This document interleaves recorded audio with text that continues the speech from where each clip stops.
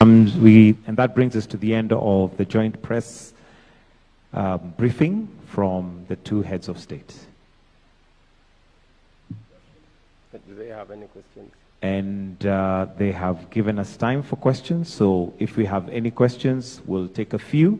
Remember to mention your name, the media house you represent, and let's try and keep the questions as tight as possible. Over to the questions. Anybody with a question, kindly just raise up your hand. We'll have a microphone brought to you.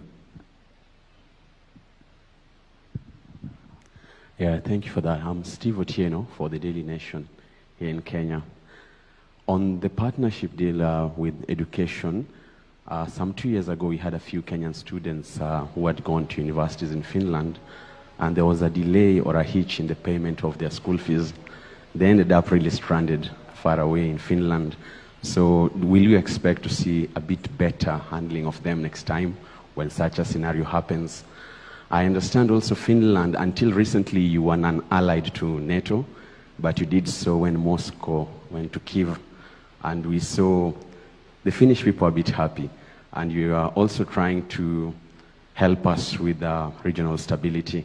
What are some of the key lessons you're going to learn from you, especially going by your good army, with the long border you share with Russia? Thank you. Sure. I mean, two very good questions, rather diverse. On the first one, I don't know the specific case, but of course, anytime there are delays in students entering Finland, I find that to be quite unfortunate. Fortunately, we have a very good university system which attracts a lot of students, and I would hope, of course, that in the future we get more Kenyan students as well. But any kind of delays, and hopefully students not getting stranded, in my mind is unacceptable.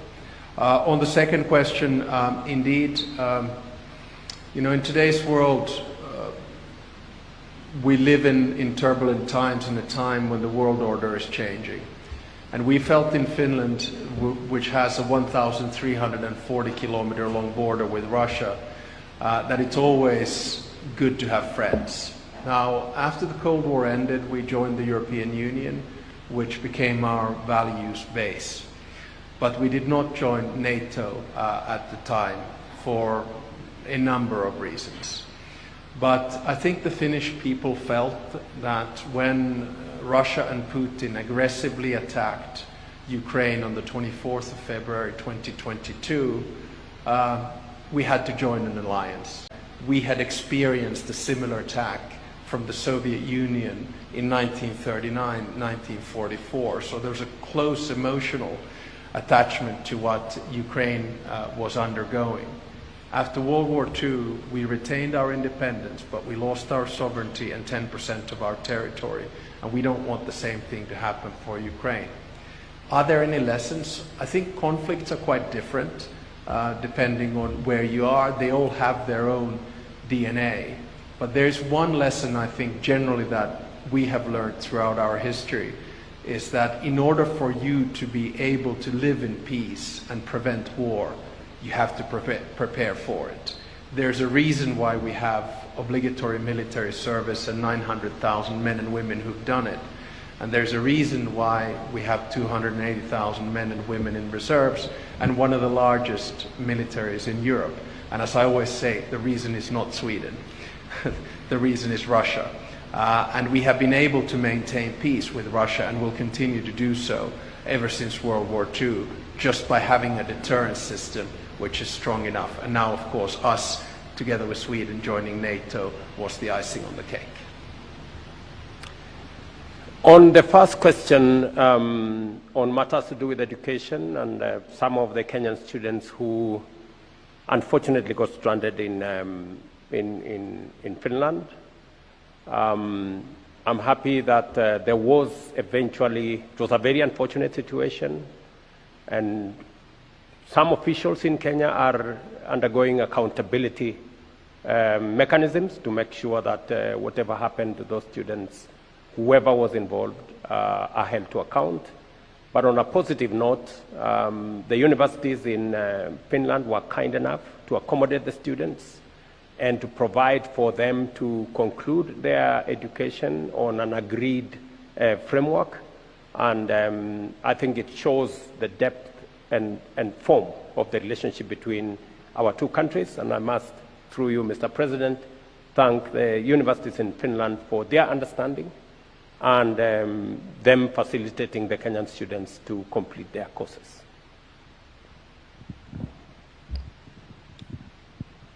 Hello, I'm Eva Eronen from YLA Finnish Broadcasting Company. According to rights groups, dozens of people were killed during last year's protest, and also there have been enforced disappearances and many are still missing. Your Excellency, President William Ruto, what is the Kenyan government doing to ensure such violations will not happen again? Thank you very much for asking that question. I know that it will be a subject of discussion between my guests here with members of the civil society and other members of the Kenyan society. The statistics are arguable this way or the other way, but that does not take away from the issues that have been raised around what happened on the dates you have mentioned. There are three things that I can speak to it. Number one is that there is an accountability mechanism to make sure that that situation is attended to and a proper accountability mechanism is put in place. That's number one. Number two is the fact that I undertook to the country that being a democracy, and robustly so, that Kenyans must not, as has happened in the past, where Kenyans disappeared and their bodies were found in all manner of places, that will not happen under my administration. And all the people who disappeared or who were abducted in what you said, all of them have been brought back to their families and to their homes. And I have given clarity and firm instructions that nothing of that kind of nature will happen again. And that it was my commitment as I became president that extrajudicial disappearances of Kenyans will not be part of what we are doing as a nation. Additionally, we have taken proactive steps. My first assignment when I became president was to extend the independence of our investigative agencies, including the police, give them financial autonomy, give them operational autonomy that is guaranteed in the Constitution. And we have since transferred the budget from the Office of the President for the police to the Police Service Commission, and the Inspector General of the Police is now solely responsible for matters operation, for matters finances, and that my office has now nothing to do with the operations, the financing of police activities, to give them independence. Secondly is to enhance the independence of the judiciary by making sure that we expand the budget for the judiciary, make sure that whatever other interventions that are necessary to make sure that our judiciary is independent and can function at an optimal level, including what Cabinet approved a few weeks ago to make sure that judges have a proper retirement package that also ensures that they have transportation and other benefits that initially were not available to them, as part of my push to make sure that the judiciary is independent and is capacitated to be able to discharge their responsibility as part of checks and balances between the different arms of government. I think we'll take a final question.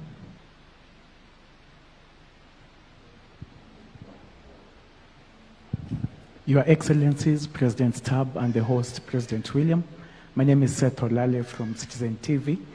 My question is about what happens after university. What are some of the opportunities and the channels that young people can explore, in particular using technology, artificial intelligence, but in as far as Finland is concerned, how can the youth in Kenya, after they finish education without necessarily being employed in both the private and the public sector, how can they self-employ themselves using technology? Thank you. Thanks. Obviously, a very big question, and I'll try to condense it to saying that I think we now live in the midst of the fourth industrial revolution, which is essentially a technological revolution which has greater speed than any revolutions that we've had previously. So when you combine things such as robotization or artificial intelligence or biotechnology or quantum computing, we are raising the pace of societal change to a point whereby traditional jobs or traditional professions will change. This change means that we're changing the economy and the way in which we work, we're changing politics and the way in which we communicate, and actually we're changing science and the way in which we are as human beings. If we try to give the youth a perspective to say that go into one trade and that'll be your lifelong calling, I think we would be twisting the truth. I mean, I have two youngsters, I guess I can call them nowadays, who are 23 and 21. And what I try to tell them is that their careers are going to be very different from the careers of their parents. So Suzanne, my wife, is a lawyer. She had a legal profession and stuck to it. My profession or calling was in international relations, and I've always been able to move back and forth. But we don't know what the job market is going to be, 5 years from now, let alone 10 years ago. Just go back 10 years and everyone said you need to learn coding. And now we know that artificial intelligence does the coding for us.